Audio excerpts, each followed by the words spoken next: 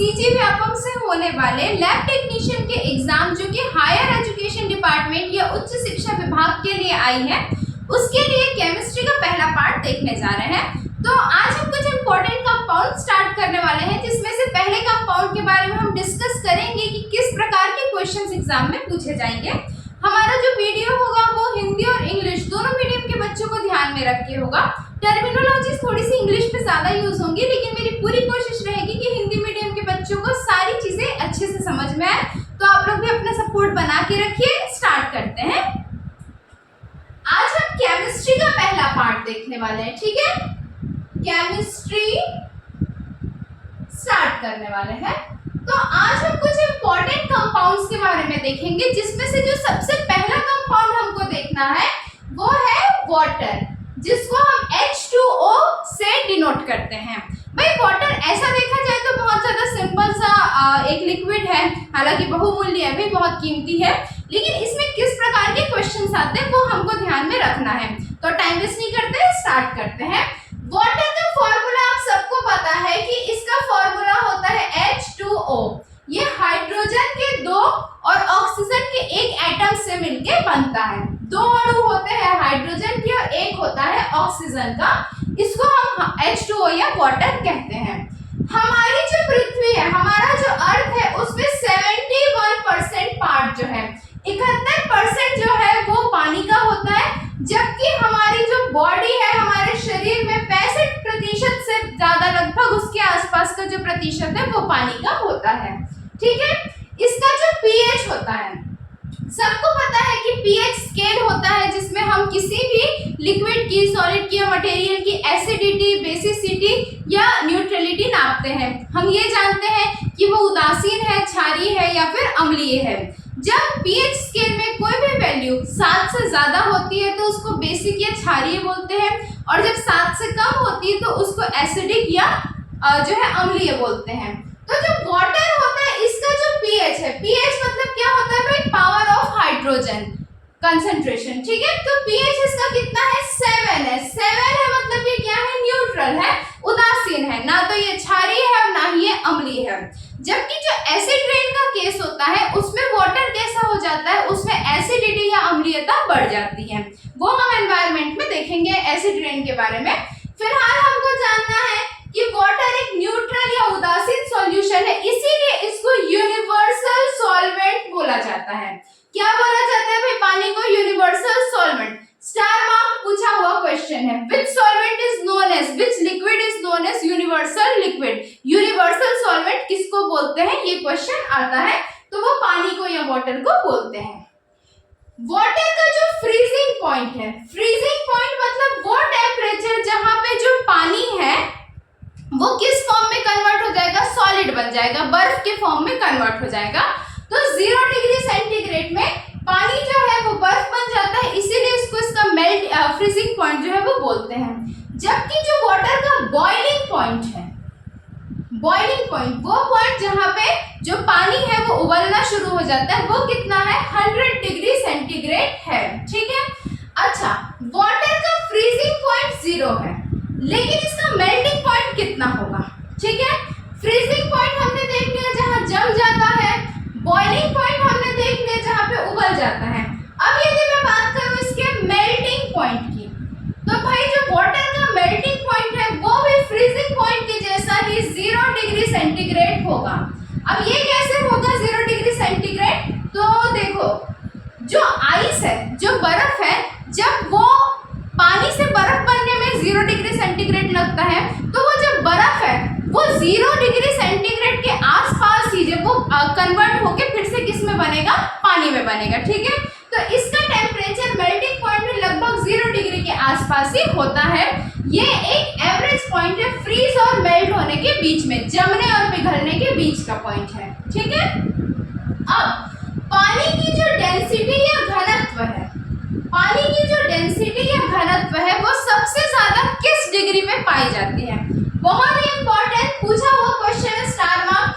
4 degree centigrade, 4 degree centigrade में जो पानी या वाटर की डेंसिटी होती है वो सबसे ज्यादा होती है, मैक्सिमम होती है, ठीक है।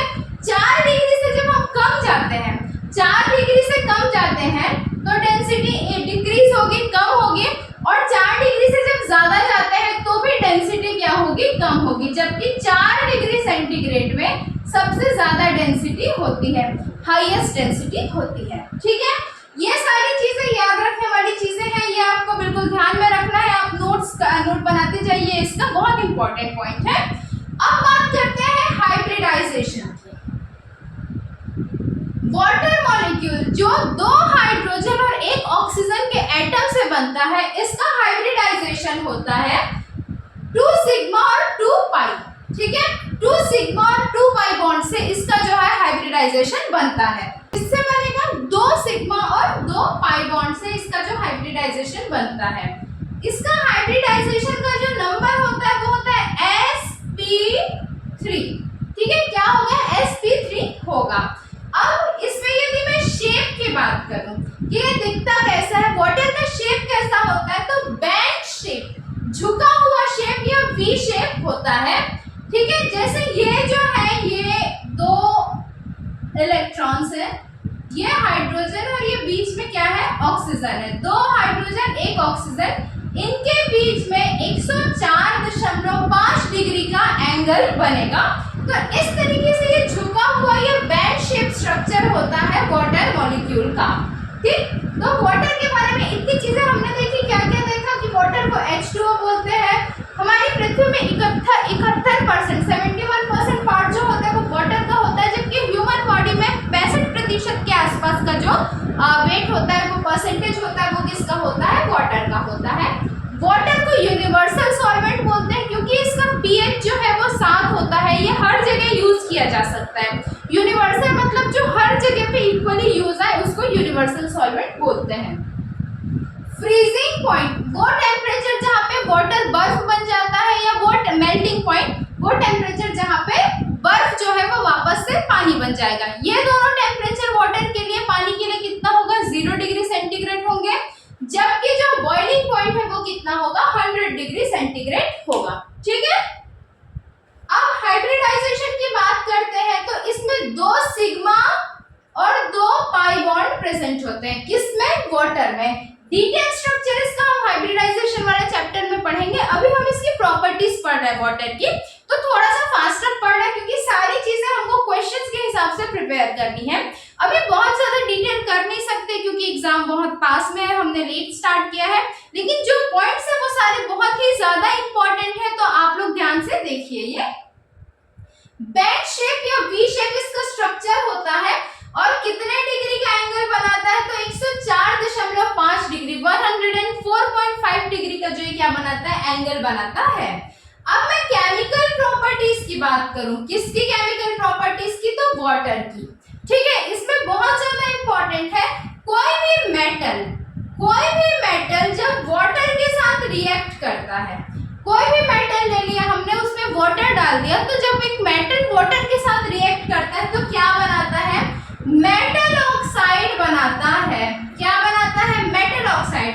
और ये मेटल ऑक्साइड कैसा होता है, इसका कैरेक्टर क्या होगा, बेसिक होगा। बेसिक मतलब क्षारीय नेचर का होगा, इसका मतलब इसका पीएच कितना होगा, 7 से ज्यादा होगा। ठीक है, इसका पीएच कितना होगा, 7 से ज्यादा होगा। किसका, मेटल ऑक्साइड का। मेटल जब हाइड्रोजन के साथ रिएक्ट करता है तो मेटल ऑक्साइड बनाता है, और इसका जो नेचर होता है वो बेसिक या क्षारीय होता है, स्टार मार्क, और साथ में ये हाइड्रोजन गैस रिलीज करता है।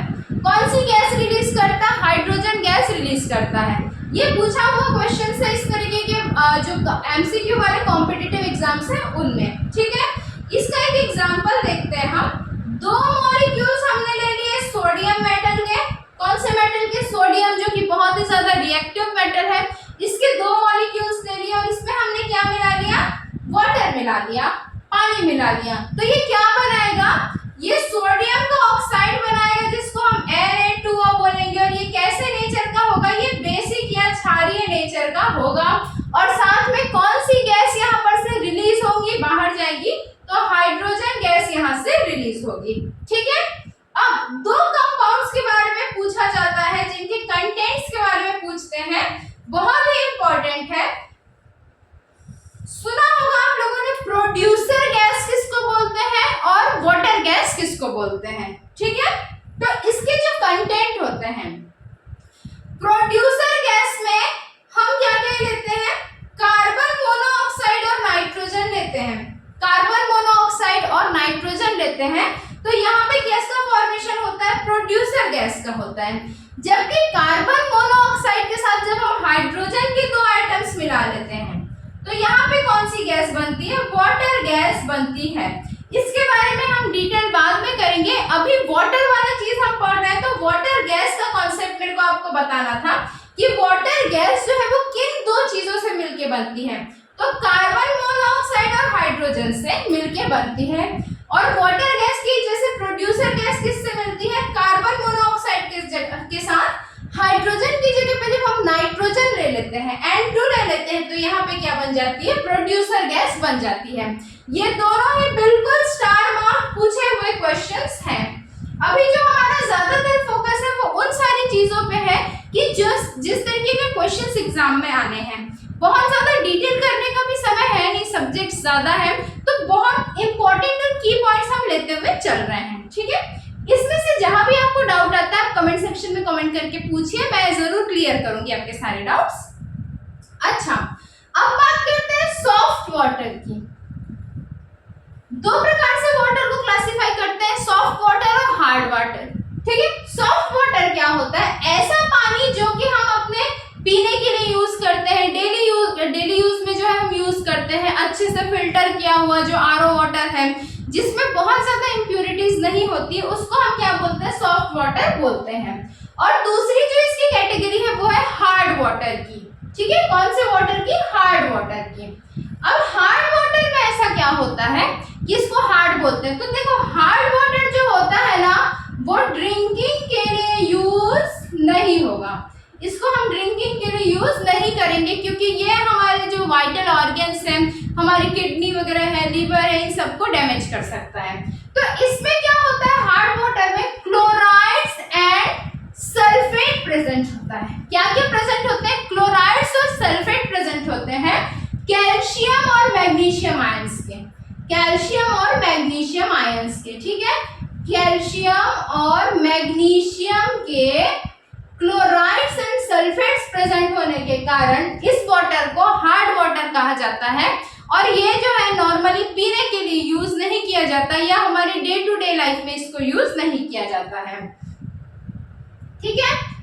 एक प्रोसेस होता है जिसको क्लार्क प्रोसेस बोलते हैं। क्या प्रोसेस बोलते हैं, क्लार्क प्रोसेस बोलते हैं। ये क्या करता है, जो टेम्पररी हार्डनेस होती है पानी की, मतलब पानी की ऐसी टेम्पररी हार्डनेस मतलब कुछ पर्टिकुलर समय के लिए जो है इस तरीके के जो मिनरल्स है वो पानी में आ जाते हैं, तो उनको हटाने के लिए एक प्रोसेस यूज किया जाता है जिसको क्लार्क प्रोसेस कहते हैं, ठीक। इसके बाद फिर हम देखते हैं हैवी वाटर के बारे में। इसके बारे में आप सबने न्यूक्लियर फिजिक्स में पढ़ा होगा। हैवी वाटर जिसको हम D2O से डिनोट करते हैं, किससे, D2O से। नॉर्मल वाटर किससे डिनोट होता है, H2O से, और हैवी वाटर किससे डिनोट होता है, D2O से डिनोट किया जाता है, ठीक है। हैवी वाटर का वेट कैसे होता है, इसका यदि हम नॉर्मल वाटर के कंपैरिजन में देखें तो जैसे 29,000 लीटर यदि हम नॉर्मल वाटर का वेट ले लें, कितना, 29,000 लीटर नॉर्मल पानी का वेट यदि हम ले लें तो वो हैवी वाटर के 1 लीटर के वेट के बराबर होगा, हैवी वाटर के 1 लीटर के वेट के बराबर होगा। तो इसीलिए इसको क्या बोलते हैं, हम D2O को हैवी वाटर बोलते हैं। इसका बहुत इंपॉर्टेंट यूज है जो बार बार क्वेश्चंस पूछा जाता है एग्जाम में कि इसका यूज कहाँ होता है, तो हैवी वाटर को न्यूक्लियर रिएक्टर्स में कूलेंट के जैसा या मॉडरेटर के जैसा यूज किया जाता है। न्यूक्लियर रिएक्टर्स जो होते हैं जहाँ पे कंटिन्यूअस चेन रिएक्शन होते हैं, वहां पर क्या होता है कि टेम्परेचर बहुत हाई हो जाता है, रिएक्शंस बहुत शार्प हो जाते हैं, तो उसको कूल डाउन करने के लिए, ठंडा करने के लिए या उसको मॉडरेट करने के लिए, ठीक है, मध्यम करने के लिए जो है वो हैवी वाटर का यूज किया जाता है। Very important star mark question, बल्कि इसको तो मैं 5 स्टार क्वेश्चन दूंगी, बहुत ही एक्सपेक्टेड क्वेश्चन से, एग्जाम का फेवरेट क्वेश्चन होता है ये। अच्छा, यदि एक पॉइंट जो इधर लेना था वो ये है कि हाइड्रोजन और ऑक्सीजन का जो रेशियो होता है नॉर्मली वाटर में, जैसे मैंने क्या किया, एक मॉलिक्यूल H2O ले लिया, एक मॉलिक्यूल नॉर्मल वाटर जो है वो ले लिया, तो इसमें ऑक्सीजन और हाइड्रोजन का जो रेशियो होगा वो कितना होगा, तो हाइड्रोजन जो होगा वो 1 रेशियो होगा, जबकि ऑक्सीजन जो होगा वो 8 रेशियो होगा। तो ये जो है ये भी बहुत ही इंपॉर्टेंट क्वेश्चन है। इस तरह से हमने क्या किया है कि जो वाटर जो है, जो एक कंपाउंड है, बहुत सिंपल सा कंपाउंड है, इसीलिए वीडियो भी छोटा सा बन रहा है। इसके बारे में मोस्ट ऑफ द चीजें आप सब जानते ही होंगे अभी तक के जो हमने पढ़ा हुआ है। कुछ है जो ध्यान रखने लायक है कि इसका शेप कैसा होगा, तो बैंड या वी शेप होगा, हाइब्रिडाइजेशन क्या होगा, इसके बीच का एंगल कितना होगा, मेटल के साथ रिएक्ट करता है तो कौन सा ऑक्साइड बनाता है, बेसिक बनाता है कि एसिडिक बनाता है, अम्लीय बनाएगा कि क्षारीय बनाएगा, ये हमको याद रखना है। उसके अलावा साथ ही साथ प्रोड्यूसर गैस और वाटर गैस के बारे में याद रखना है कि ये किन किन चीजों से मिलके बनता है, बहुत इंपॉर्टेंट क्वेश्चन है। क्लार्क प्रोसेस हम किस लिए यूज करते हैं, तो टेम्पररी हार्डनेस ऑफ वाटर को हटाने के लिए, रिमूव करने के लिए यूज करते हैं। फिर हमने जैसे देखा कि हार्ड वाटर किसकी वजह से होता है, तो chlorides and sulphates of calcium and magnesium की वजह से होता है। कैल्शियम और मैग्नीशियम आयन के क्लोराइड्स और सल्फेट्स यदि पानी में मौजूद है तो उसको हम हार्ड वाटर बोलते हैं। हार्ड वाटर पीने के लिए हम यूज नहीं करते हैं। इनके रेशियो पे क्वेश्चंस आते हैं। हैवी वाटर को हैवी वाटर क्यों बोला जाता है, क्योंकि इसके हैवी वाटर का 1 लीटर नॉर्मल वाटर के 29,000 लीटर के बराबर होता है। हैवी वाटर को डिनोट किससे करते हैं, तो D2O से करते हैं। इसका यूज कहाँ पे आता है, तो न्यूक्लियर रिएक्टर्स में यूज आता है, कूलेंट और मॉडरेटर के जैसा। वाटर की डेंसिटी सबसे ज्यादा कहां पर पाई जाती है, कितने डिग्री सेंटीग्रेड में पाई जाती है, तो 4 डिग्री सेंटीग्रेड में वाटर की जो डेंसिटी है, जो घनत्व है, वो सबसे ज्यादा पाया जाता है। ठीक है, तो इस प्रकार से सारी चीजें बहुत इंपॉर्टेंट है, आपको ध्यान में रखना है। इनसे क्वेश्चंस बिल्कुल आएंगे। यदि वाटर वाले सेक्शन से आपके एग्जाम में क्वेश्चंस आते हैं तो समझिए इसमें से कुछ ना कुछ आपको देखने को जरूर मिलेगा। तो चलो फिर मिलते हैं अगली क्लास में। थोड़ा सा फास्ट अपन कर रहे हैं, सारी चीजें कवर करते हुए चलनी है। तो ठीक है, फिर आप लोग भी अपना सपोर्ट बना के रखिए भाई। चैनल को सब्सक्राइब कीजिए, लाइक कीजिए और शेयर कीजिए। आपका सपोर्ट मेरे लिए भी बहुत इंपॉर्टेंट है। तो ठीक है, फिर मिलते हैं। Okay, bye.